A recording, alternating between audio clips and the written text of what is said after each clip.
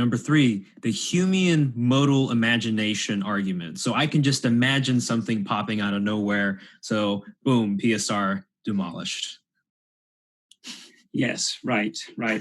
So, I mean, there are multiple problems here.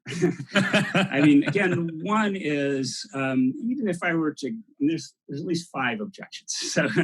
So I have to, maybe I should pick the top ones. But I mean, first of all, imagination is only a fallible guide to possibility. I mean, I can also imagine going to the sun in 2 minutes, and that's impossible, right? So imagination isn't always a reliable guide to possibility. Secondly,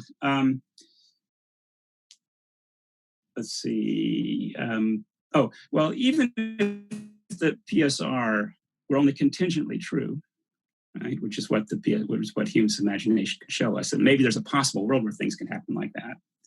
That doesn't show that it isn't true in the actual world. And all we need is for it to be true in the actual world in order for the argument to work. Now, you could use Hume's argument to attack the conclusion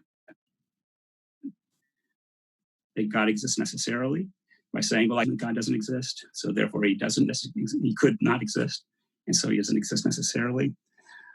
But there, the problem is it really that easy to imagine God not existing? I'm not even clear what that means, right? So I don't think that really works. And actually, Anscombe talks about the other case too. She says, can I really imagine something coming into existence without a cause? It's not actually clear that I can when you actually think about it. And then thirdly, and this is my sort of favorite objection, is that Hume's principle is self-refuting, because the basic principle is if you can imagine it, it's possible. Yeah. Well, if that's true, it had better be necessarily true. But it's not necessarily true because I can imagine it being false. So if it's true, it's not necessarily true. If it's not necessarily true, it's not true at all. And so it seems like it's a self-refuting principle.